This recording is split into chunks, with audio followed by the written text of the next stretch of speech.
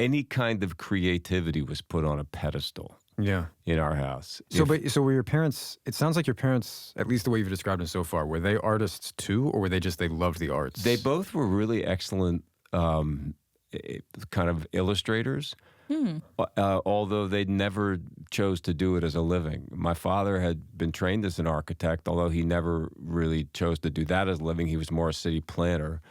My mother was an artist when she was younger, but or at least loved to paint, but she kind of gave that up in order to, work in housing projects and teach nursery school and stuff like that.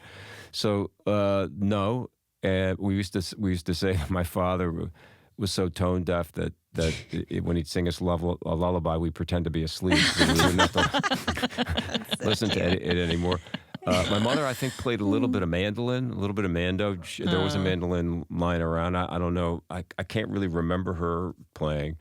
But if you could take a dance class, make a costume, draw a picture, build something, create something, whatever that would be, a play, a performance, write a song, that's the stuff that they were really, really big on. Not sports, not money making. So it sounds so rich. I mean, it sounds like lovely. I'm sure there was all kinds of stuff or whatever. But it was great in a lot of ways. But I think that a lot of us had very, very different kind of experiences. I was just with three of my sisters recently, and we just got into a discussion about our mother and their point of view about who she was is so vastly different, and I find that really interesting in big families, because everybody had a different experience with that same person. Totally. Different parents. Different times. Different times, and then also the age that you're at, the where you're at in the number of children, and so my experience was very different. But I had a there's a lot of talk about, good art coming from tragedy and sadness. And, there's no doubt that I had sadness and tragedy and both of those things and danger and disappointment and loneliness. But I think all things considered, it was pretty good. I mean, if nothing else, they were very supportive of whatever I wanted to do as whatever kind of an artist I wanted to be. Yeah. And so... Yes, music was important. I started writing songs when I was about 12. Perfect for us. Yeah. Go there. Yeah. The first song I wrote was All the World Looks Lonely Through Lonely Eyes. And it was a song that I wrote for Michael Jackson. What? And I'm going to do a little of it for you yes. now. Oh my God. I was like, oh my God. And I brought a mandolin. As in, you wanted Michael Jackson to hear that song, right? Not like he didn't ask you to. Wow. No. I wanted him to cut it. We were exactly the same age. And so, I had such a parallel kind of, I felt the parallel kind of thing with him. I've heard him say that about you. Yeah, I don't think so, no. Big family, and I wanted to be a pop star. Yeah. And so, but at that point, I didn't play an instrument. So my brother, who was always very supportive of me as a musician, even though I was just kind of a punk kid, I would sing him the songs that I wrote. And the melodies and the words, and he would figure out the changes. He would figure out like how to play it on the guitar or whatever. And so, I really was driven at that time, unlike my parents, where I kind of veered off was that I really wanted to be super famous. I really wanted a lot of money. And I really wanted girls. And I would do anything to get that.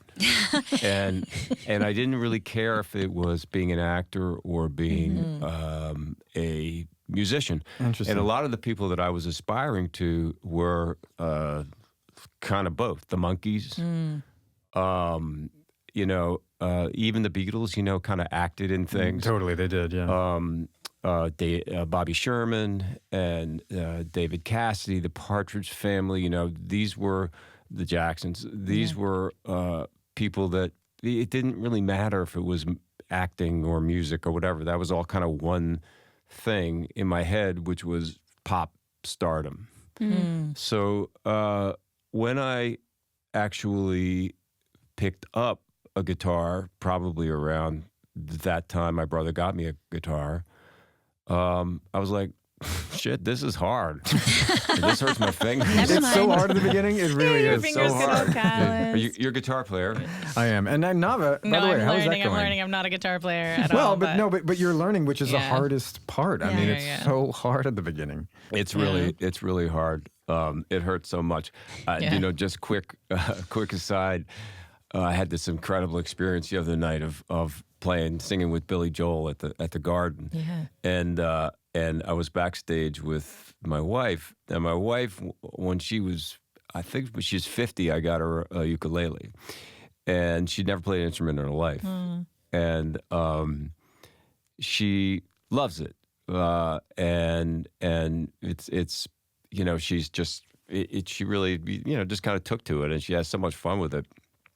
And recently, the song that she's been playing is this Billy Joel song called Vienna. I don't know if you know it. It's a great song. And it's hard. It's a hard song. It's got all these bizarre changes in it and stuff. And she, this is the one that she has chosen, you know, to like work out on the ukulele. And I had to embarrass her in front of Billy and say, you know, Kira's been learning Vienna on the ukulele. He's like, on the ukulele? Yeah, like hard changes on a ukulele. I've never heard those. Exactly. He's like, can you even play like a G sharp minor on a ukulele? Is that even a possibility? Then he goes, let me see your fingers. Wow. He wanted to see if she had been practicing so much that she has, you know, the like calluses, which you don't really get from a ukulele, by the way. But yeah, so I when I started really playing the guitar, I realized a couple of things. I think even if it wasn't like an aha moment, I think I realized that this was I didn't want to work quite that hard for my dream of pop stardom. I'd rather have it come a little bit easier, so I decided to try acting. And so at that point, was it really 12, or 12, did that happen at 15? Okay. No, 12, yeah. Okay. I got into, well, my mother encouraged it. I think she encouraged it partly because she knew that my brother was already having a life in music, and maybe I should do something different. But maybe I knew that, maybe, or I don't know. But I can tell you that the drive was to, you know, be famous. But when I got into the acting class, I went, oh, this is amazing. Like, as a kid, I mean, I just loved it. Yeah. I just loved it. I had the same experience at 12. You were in acting class at 12? A class I might have done a little bit earlier, but I mean, I moved to LA when I was 12. Wow. So I know at least that, I know at that age, not knowing what you're getting into, but knowing it's like, what, this is so, I wouldn't have used this word, but it's so fulfilling, you know, and rewarding, enriching. It just kind of opens the world up to you. Totally. Mm-hmm. As a little boy, in a tough town, you know, trying to be tough and trying to, you know, just kind of like navigate those streets and the schoolyard, and all of a sudden in an acting class, you know, I didn't have to do that. You get in touch with your feelings, really, in a way. Yeah, which was not something that you're drawn to as a 12-year-old boy. Yeah, of course. You know what I mean? Anywhere, but it sounds like maybe especially where you were. Yeah, it was not a thing for a 12-year-old boy.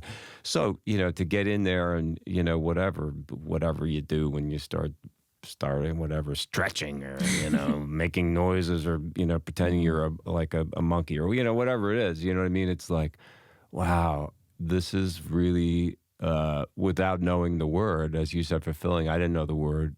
therapeutic, but it was therapeutic for me. Definitely.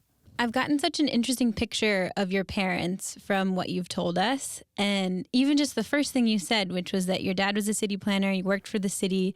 And so they were adamant that they would raise you all in the city, like 6 kids. I think that to be so committed to like a value is quite rare. They're very values-driven people. And I wonder, sometimes as a kid, I think you can go either way. Like you can become really interested in what your parents are, or you can sort of not be.